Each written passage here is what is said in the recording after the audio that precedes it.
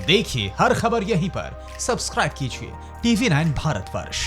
America पर चीन का जबरदस्त पलटवार हुआ है। साउथ चाइना सी को हवाई ना समझे यूनाइटेड स्टेट्स, चीन ने कहा है। अमेरिकी एक्सरसाइज को शांति का उल्लंघन बताया है और अमेरिका ने चीन के दावे को खारिज किया था। साउथ चाइना सी पर चीन के दावे को गलत बताया था और उसके बाद चीन की तरफ से यह धमकी आई है। चीन लगातार उकसाने वाली हरकत कर रहा है। और इससे पहले कि मैं आगे बढ़ूं, आपको यह बता दूं कि 6:25 पर मैं चीन के एक बहुत बड़े झूठ को आपके सामने तस्वीरों के साथ बेनकाब करूंगा। अपनी ताकत के संदर्भ में वो जो झूठे हवाई दावे करता है वो मैं आपको दिखाऊंगा, लेकिन उससे पहले मैं अपने मेहमानों का रुख करना चाहता हूं। प्रफुल्ल बख्शी साहब, मैं आपके पास आ रहा हूं ये समझने के लिए कि ब्रेन तो उतना ही, सर ब्रेन एक है और साथ में इतनी सारी चीजें अब अवेलेबल है। 360 डिग्री आप देख सकते हैं, इतनी सारी चीजें आपके डिस्पोजल पर हैं, आप इतने ऑटोमेटेड हो गए हैं। चैलेंज पहले से बढ़ गया है या कम हुआ है सर? देखिए ऐसा है, ये जो जब प्रॉपर ट्रेनिंग होती है, देखने में चैलेंज बढ़ रहा है, देखने में बहुत चीज कर रहे हैं, पर जब आप मैन और मशीन के कॉम्बिनेशन को परफेक्ट करते हैं रेगुलर एक्सरसाइजेज और ट्रेनिंग से, फिर यह सेकंड नेचर बनता है। हेलमेट माउंटेड साइट जो है सुनने में बड़ी अजीब लगती होगी, पर इसको अगर प्रॉपरली इस्तेमाल किया जाए इन अ वेल ट्रेन्ड मैनर तो ये बड़ा काम करती है, फोर्स मल्टीप्लायर बन जाती है।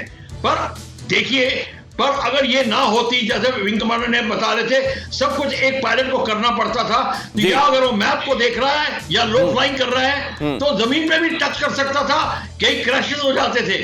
ये जो प्रॉब्लम अब इसलिए ठीक हो जाती है कि with proper training and amalgamation of man and machine, ये जो है प्रॉपर सुपरविजन को लेकर फिर ये एफिशिएंसी इंक्रीज होती है। मैन एंड मशीन और उनका तालमेल और उसमें ट्रेनिंग, पहले के मुकाबले कई चीजें आसान हुई हैं और कई चैलेंजेस और बढ़े हैं। मैं सिवाज साहब के पास ये समझने के लिए चलूंगा। सिवाज साहब, जरा मुझे ये समझाइए कि SS-400 और अगर राफेल, ये जो 20 साल पहले कहानी शुरू हुई थी आज मुकम्मल हो रही है, अगर ये और पहले मुकम्मल हो गई होती तो क्या ये डेटरेंस का काम करता चाइना जैसे हिमाकत वाले देशों के लिए? सर बिल्कुल दिनेश, आपने ठीक बोला। और देखो, एक बड़ी सिंपल सी बात है, भारत एक ऐसा देश है जो कि जिसने कहा कि S-400 है एक गेम चेंजर है, सबसे बेस्ट एयर डिफेंस सिस्टम है।